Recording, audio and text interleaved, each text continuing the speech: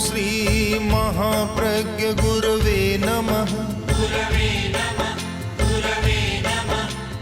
ओम श्री महाप्रज्ञ गुरवे नमः। ओम श्री महाप्रज्ञ गुरवे नमः।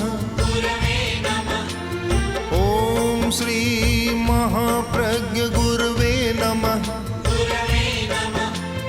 ओम श्री महाप्रज्ञ गुरवे नमः। कल्याण मंदिर कर्ता के मन में एक प्रश्न पैदा हो गया।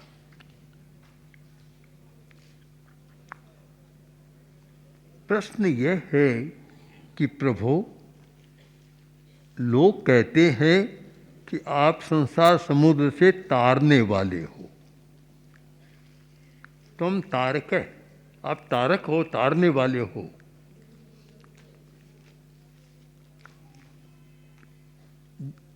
अनेक लोगों को, भव्यजनों को आप पार करते हैं, किंतु यह बात संगत नहीं लग रही है, समझ में नहीं आ रही है। आप कैसे तारक बने? कारण कि जो व्यक्ति इस संसार समुद्र को पार करते हैं, वे आपको हृदय में रखते हैं, वे आपको तार रहे हैं, वे ले जा रहे हैं आपको। आप कहाँ तारक हुए? वे आपको तार रहे हैं। त्वामुद्वहन्ति हृदयेन यदुत्तरन्त, जब वे पार कर रहे हैं सागर को और आपको हृदय में रख रहे हैं, साथ साथ आपको ही तार रहे हैं, तो आप तारक कैसे बने? प्रश्न तो बिल्कुल ठीक है कि कैसे हुआ ये?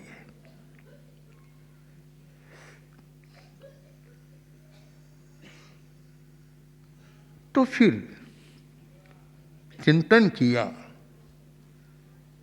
कि ठीक है, सीधा तो हम तारक नहीं कह सकते आपको, हम प्रकारांतर से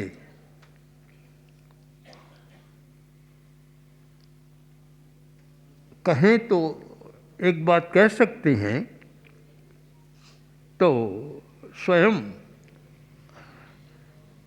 आचार्य ने पूछा होगा किसी से कि भाई देखो, पानी में थैली तैरती है, धृति, मारवाड़ी में कहते हैं दीवड़ी, शायद पर तरती है, तरती है। अब उसमें हवा है तब तरती है, ही बिना हवा ही तैर जाए? तो को बोला भी यहाँ उसमें हवा है तभी तो तैरती है, उसके बिना कैसे तैरेगी? हवा है इसलिए तैरती है। तो बताओ कि जो थैली तैर रही है, उसमें थैली का प्रभाव या उस हवा का प्रभाव, किसका प्रभाव है? तो का भी बात तो ठीक है, प्रभाव तो हवा का ही है, हवा का है। तब आचार्य ने कहा मैं क्यों उलझ गया? एक साधारण आदमी मुझे समाधान दे रहा है, एक व्यक्ति जो सामने खड़ा है, रथा पुरुष कोई, वह भी मुझे समाधान दे रहा है कि जो धृति तैर रही है वह धृति का प्रभाव नहीं है, उसके भीतर हवा है, उसका प्रभाव है, इसलिए तैर रही है। तो फिर मैं क्यों उलझा? मैं भी ये मान लूं कि जो व्यक्ति संसार सागर को पार कर रहे हैं, उसके हृदय में आप हैं, इसीलिए वे पार कर रहे हैं। तो फिर आप तारक बन गए, मैं क्यों नहीं आपको तारक मानूं? प्रश्न उलझा हुआ सामने आया और शायद किसी व्यक्ति ने सुलझा दिया। कभी कभी छोटे लोग भी बहुत बड़ी बात सुलझा देते हैं। कभी नहीं किसी का सहारा लिया होगा, चिंतन पुरुष का सहारा लिया होगा और प्रश्न सुलझ गया कि आप तारक हो सकते हैं। मैंने ये प्रश्न क्यों उपस्थित किया कि तारक आप नहीं है? हो सकते हैं क्योंकि वे तरने वाले, संसार समुद्र को पार करने वाले आपको हृदय में बिठाते हैं, तभी तो वे तरते हैं। ये प्रभाव किसका हुआ? जैसे उस हवा का हुआ वैसे ही आपका प्रभाव हुआ। तो जिसका प्रभाव है उसे तारक कहने में मुझे कोई कठिनाई नहीं लगती। तो अब मैं कह सकता हूँ कि आप तारक हैं। समस्या और समाधान, बहुत सारी समस्याएं हैं और क्यों नहीं सुलझती है? अभेद प्रणिधान का प्रयोग नहीं हो रहा है। जब तक समस्या और समस्या को सुलझाने वालों में एकात्मकता नहीं होती, तब तक समस्या का समाधान नहीं होता।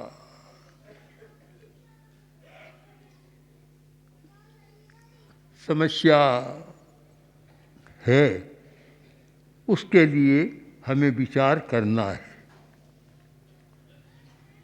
एक छोटी सी कहानी के मर्म से हम समझ सकते हैं कि कोई भिखारी भीख मांगता हुआ एक घर में गया, बड़ा सा मकान देखा, गया और कुछ दो।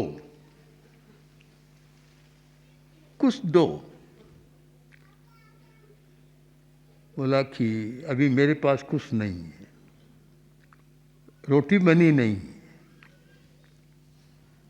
तो रोटी नहीं बनी है तो कपड़ा दे दो, क्या कपड़ा नहीं है तो कोई पुराना कपड़ा दे दो, क्या वह भी नहीं है।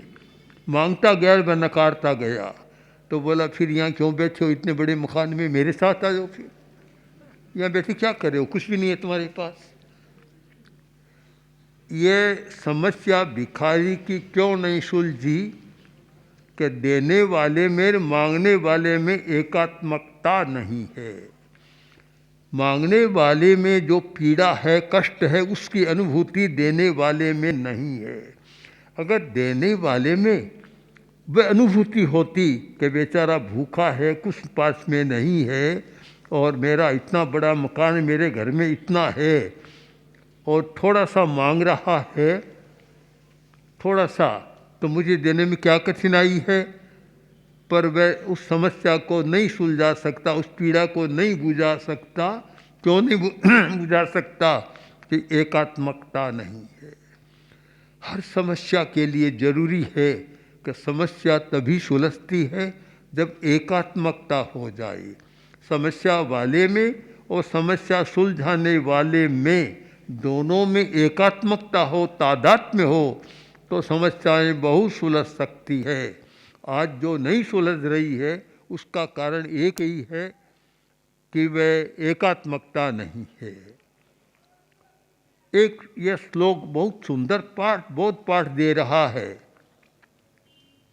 कि तुम समस्या का पार पाना चाहो, करना चाहो, तो एकात्मकता स्थापित करो।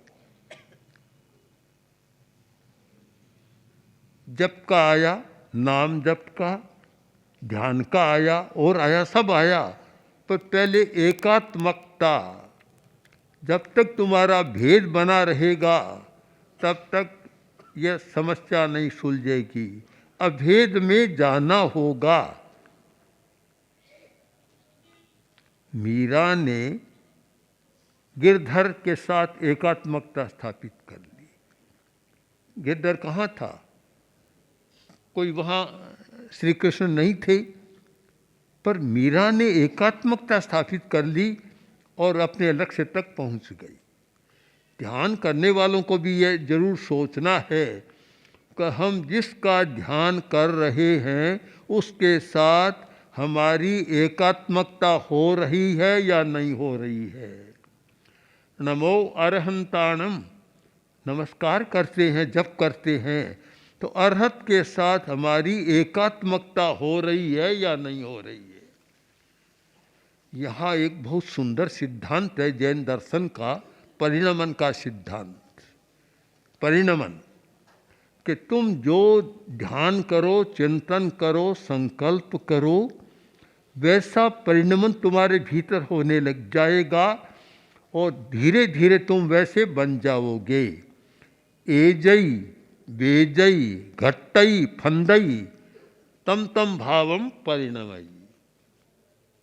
तुम जिस भाव में जाना चाहते हो, जो होना चाहते हो, संकल्प कर लो और उसके साथ एकात्मकता स्थापित करो तो एजन शुरू हो जाएगा, एक प्रकंपन शुरू होगा। बेजई विशेष प्रकार के प्रकंपन होंगे। घट्टई एक संचलन होगा, हलचल हो जाएगी। और फंदई एक स्पंदन होगा और स्पंदन होने के बाद तन तम भावम परिणमय, तुम उसी रूप में बन जाओगे।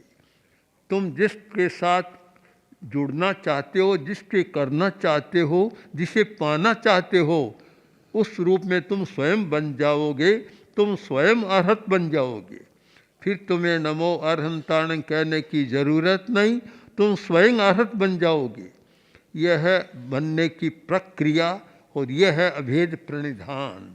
जब तादात्म्य और अभेद हो जाए तो व्यक्ति स्वयं उस रूप में बदल जाता है। मिट्टी स्वयं घड़ा बन जाती है।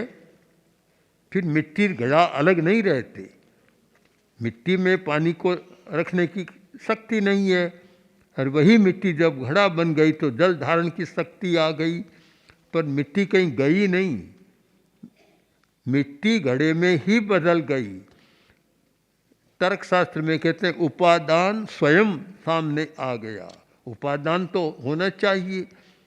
तो एक बहुत सुंदर इसके श्लोक के द्वारा दर्शन या निदर्शन दिया है कि तुम चाहो कि पार्श्व मुझे तारे कभी नहीं तार सकेगा। पार्श्व को तुम तारो तो पार्श्व तुमको तार देगा। वह तुमसे भिन्न रहे, तुमको तारो तो नहीं तारेगा, उसको हृदय में बिठा लो, तुमको तार देगा।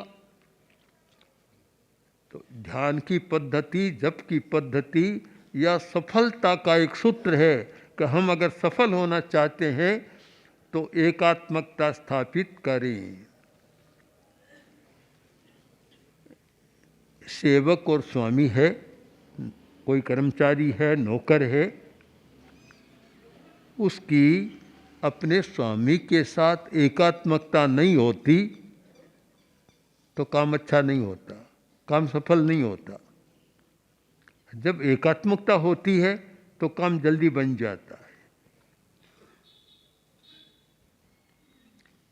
एक है विवशता और एक है एकात्मकता।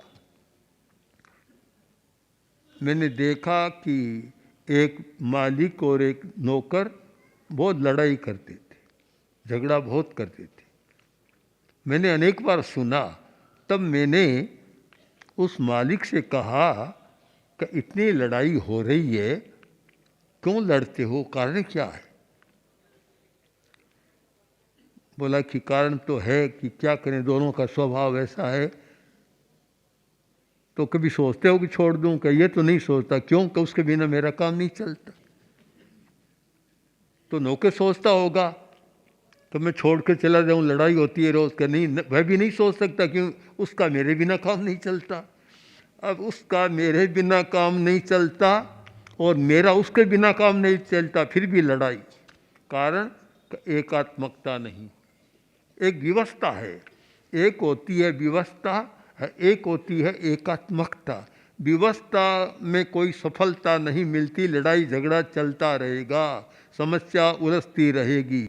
जब एकात्मकता हो जाए कि भाई स्वामी का नुकसान मेरा नुकसान। आजकल साझीदार बनाते हैं ना, साझीदार, भागीदार, हाँ, पार्टनर जो बनाते हैं तो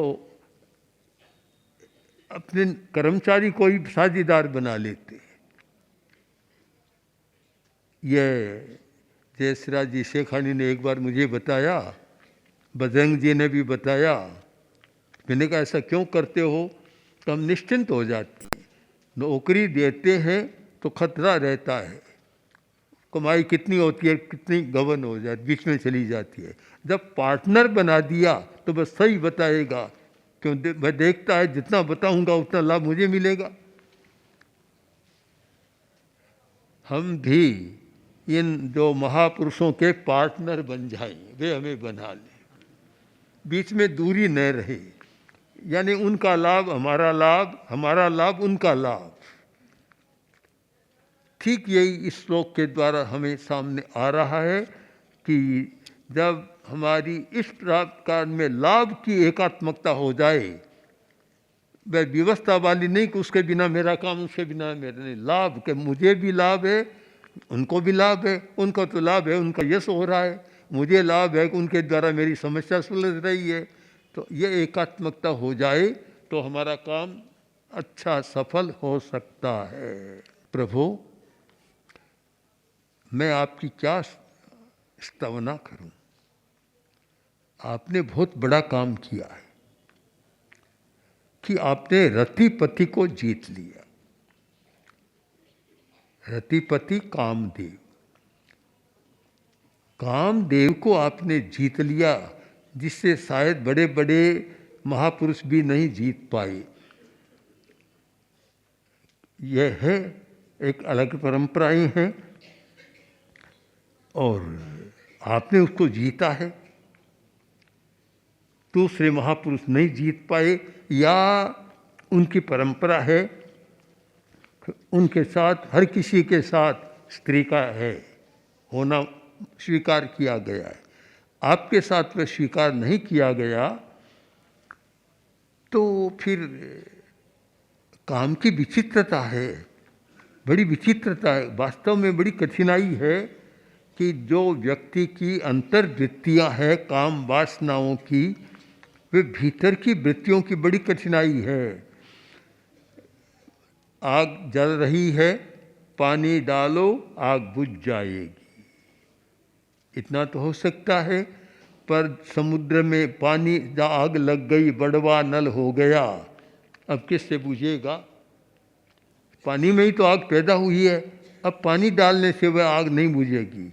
तो मुझे लगता है कि आपको वह मंत्र मिल गया था, प्रभु आपको कोई वह मंत्र यंत्र मिल गया था जिससे आपने उस आग को भी बुझा दिया, बड़वा नल को भी शांत कर दिया।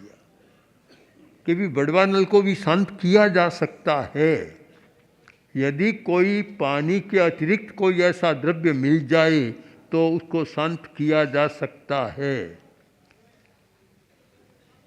बहुत जगह ऐसी भयंकर अग्नि लगती है, प्राचीन काल में जंगलों में आग बहुत लगती थी, आज भी लगती है।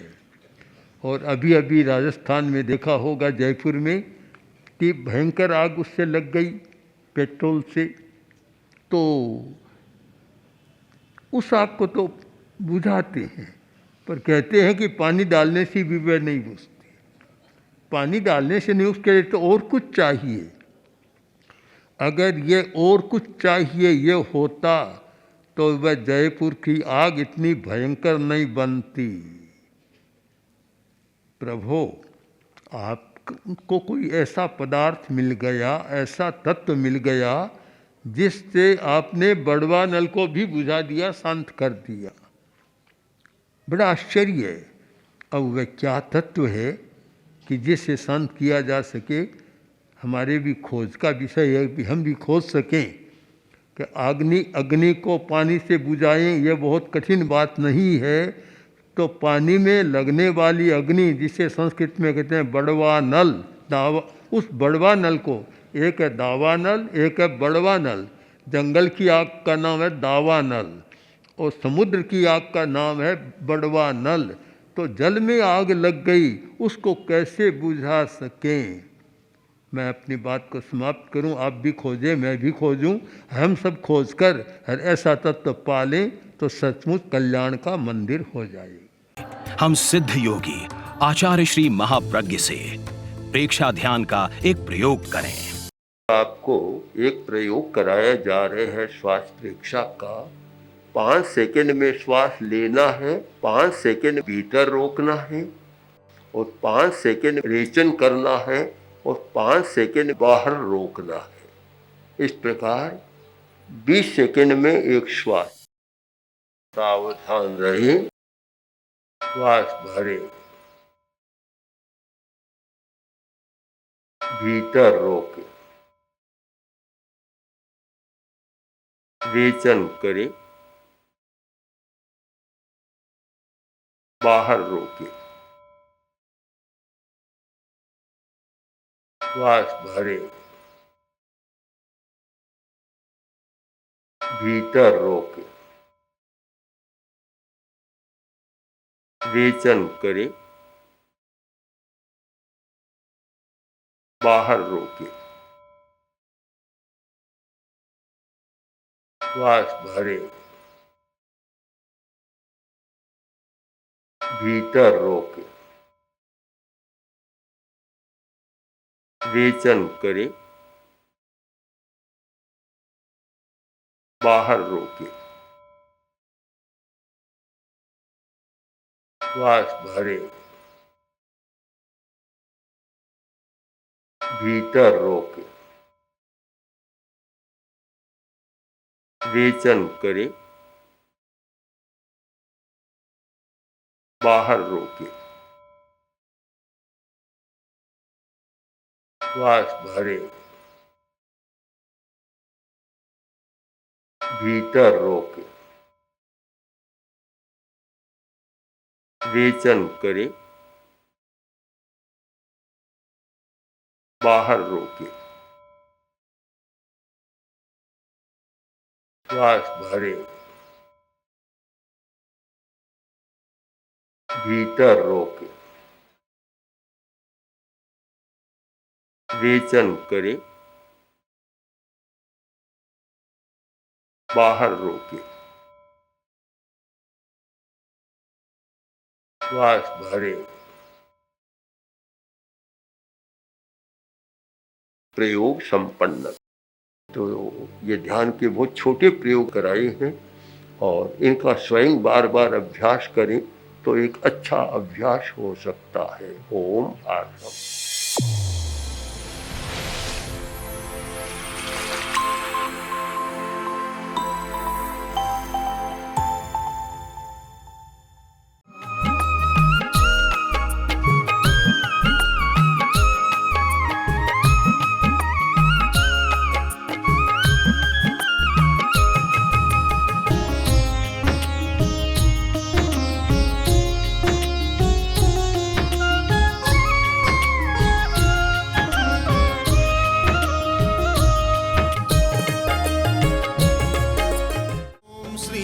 महाप्रज्ञ गुरवे नमः।